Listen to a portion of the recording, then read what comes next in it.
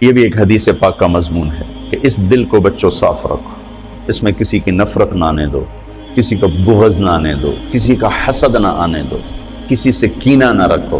بغض اور شحن، بغض ہے صرف نفرت، اور شحن کینہ کہ نفرت کے ساتھ نقصان پہنچانے کا بھی چکر ہو کہ کسی طرح اس کی ٹانگ کھینچو، کسی طرح اس کی ٹانگ کھینچو۔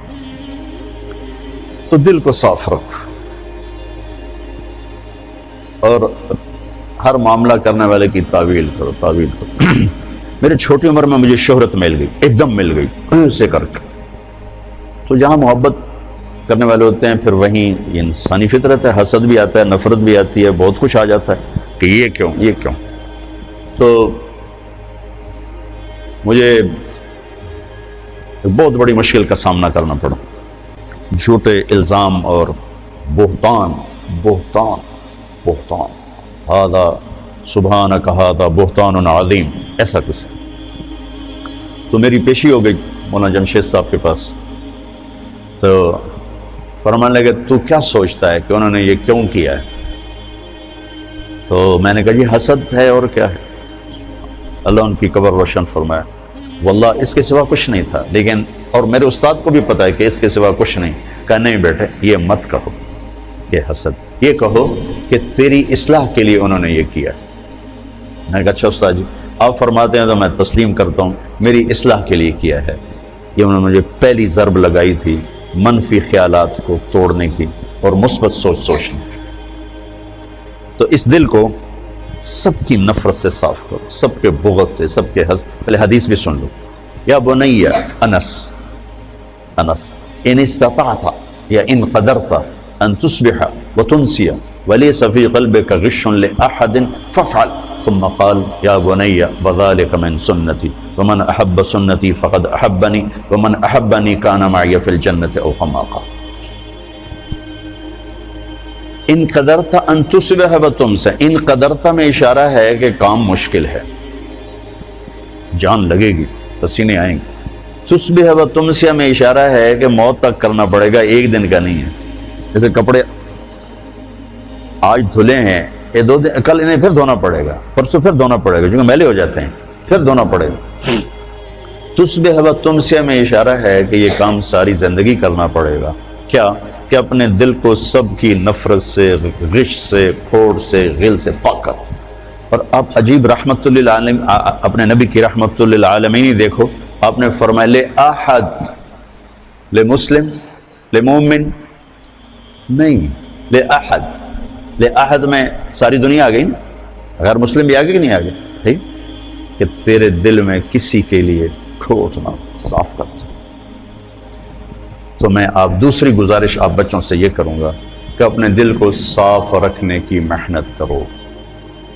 ہم پوری دنیا کے لیے اللہ کا پیغام لے کر چلنے والے ہیں، اور جو اللہ کا پیغام لے کر چلتا ہے اس کا سینے میں انسانیت کی ہمدردی ہوتی، محبت ہوتی، ان کے گناہ سے نفرت ہوتی ہے، ان کی ذات سے محبت۔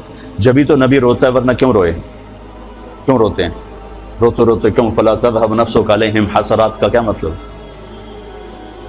تو دوسری بات یہ کہتا ہوں بچوں کہ اپنے سینے کو نفرت سے صاف کرو، مسلم بن کے رہو۔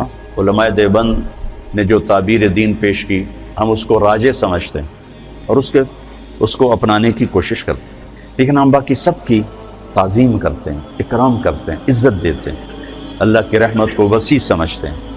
اور اگر ہمارے نزدیک کوئی بالکل غلط ہے تو ہم اس کے لیے سینہ کشادہ کر کے اس سے محبت کرتے ہیں، اس کو پیار دیتے ہیں، تاکہ اللہ کرے وہ صحیح راستے پر آ جائے۔ ایک جنازے میں ہم شریک تھے، بہت بڑے مالدار آدمی، کروڑوں اربوں پتی، ان کی بہن کا انتقال۔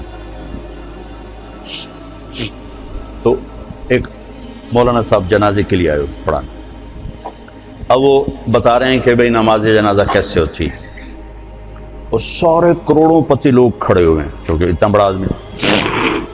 نماز جنازہ میں 4 تکبیریں ہوتی ہیں، پہلی تکبیر کے بعد ثنا پڑھی جاتی ہے، دوسری تکبیر کے بعد درود شریف پڑھا جاتا ہے، تیسری تکبیر کے بعد دعا پڑھی جاتی، اور جن کم بختوں کو دعا نہیں آتی وہ توبہ کریں۔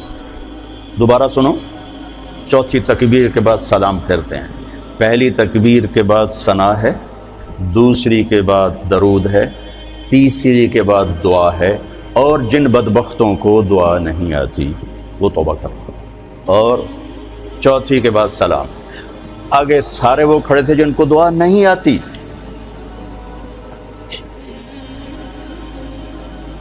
اور یہ ان کو پہلے کمبخت بنا دیا پھر بدبخت بنا دیا۔ تو ان آدمیوں کا دروازہ کھلے گا کسی مولوی کے لیے؟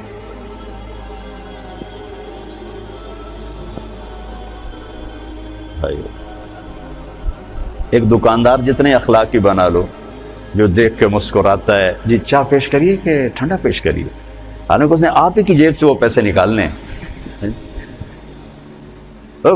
جا جلدی نال جا کے پیپسی لے کے آ، اور آپ اس سے متاثر ہو کر 100 کی چیز 200 میں خرید کے جاتے ہو، اور آپ لوگوں کو جنت پیش کر رہے ہو اور ساتھ ان کو لعنت بھی بھیج رہے ہو، تو آپ سے بڑا بے وقوف کون ہوگا؟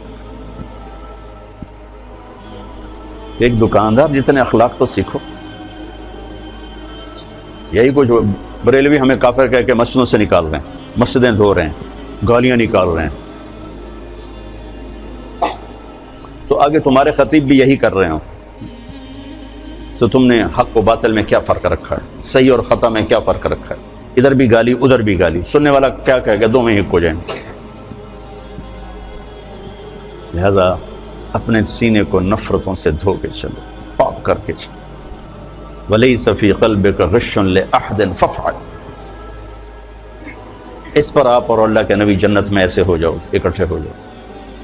تو یہ دو باتیں ہیں، آپس میں بھی نفرت نہ کرو۔ یہ تھوڑا سا میں نے تفصیل سے کہہ دیا چونکہ آپ کا سفر شروع ہونے لگا ہے، کچھ بچے باہر سے آئے ہیں، اور پہلے تو یہ مذاکرے میں بہت کرتا تھا، ٹائم ہوتا تھا، اب مجھے ٹائم نہیں ملتا۔ پچھلے یہ جو دورے کی جماعت اب سال لگا رہی، شاید پورے سال میں 10 دن میں نے ان کو سبق پڑھایا ہوگا۔ پڑھانا تو میں کوئی نہیں ہوں، میں تو ایسی باتیں کرتا ہوں، پڑھانا تو شیخ رمضی کا کام ہے، شیخ زبیر کا کام، یہ پرانے استاد ہیں، یہ پڑھانے والے ہیں، میرے جیسے تو خالی باتوں نہیں لوگ۔ لیکن وہ میری باتیں ہوتی تھیں یہی زندگی سے متعلق، تو فائدہ ہوتا تھا مجھے بھی، سننے والوں کو۔ اب وہ بھی نہیں، اب نیا سال شروع ہو رہا ہے، کچھ بچے پہلی دفعہ آ رہے ہیں، کچھ پہلے سے یہاں ہیں، تو میں چاہتا ہوں آپ یہ سفر اس طرح شروع کرو کہ آپ کی زبان محبت کا بول بولے، آپ کے دل کے تاروں پر محبت کے نغمے چھڑیں، نہ نفرت، نہ حسد، نہ بغض، نہ غل، نہ غش، ان میں سے کوئی چیز آپ کے قریب نہ ہو، تاکہ آپ پوری امت کے لیے ایک پیغام محبت بن کے چلو۔ اس کی سارے بچے نیت کرتے ہو نا؟ ہاں، سارے اس کی نیت کر کے چلو۔ جس کو آپ غلط سمجھتے ہو سمجھو، آپ کے پاس دلائل ہیں، سمجھو، لیکن اس کا مطلب نفرت تو نہیں، نفرت نہیں۔ میں 3 چلے لگا رہا تھا، 3 چلے، تو ایک گاؤں میں ہم گئے تو ایک مولانا صاحب نے اتنی گالیاں نکالی، ماں بہن کی گالیاں، ماں بہن کی گالیاں، کھڑے ہو کر مسجد میں، اور بستر اٹھا کے ہمارے باہر پھینک دیا اور گاؤں اکٹھا کر لیا۔ تو اب میں چونکہ نیا کالج سے آیا تھا، اب میرا دماغ خود فیصلہ کر رہا ہے کہ یہ مولانا صاحب یہ کہہ رہے ہیں کہ ہم عاشق رسول ہیں، اور یہ ماں بہن کی گالیاں نکالتا جا رہا ہے۔ ماں بہن کی گالی نکالنا تو انسانیت کے ماتھے پر داغ ہے، چیز ہے کہ علم اور قرآن اور حدیث اور عشق رسول، اور یہ جن کو گالیاں نکال رہے ہیں ان کو کہہ رہے ہیں گستاخ رسول ہیں، یہ بولتے نہیں اور دعائیں دے رہے ہیں، دعائیں دے رہے ہیں۔ ہمارا امیر کہہ رہا تھا بھائی دعا کرو، بھائی اللہ ان کے دل بدل دے، دعا کرو۔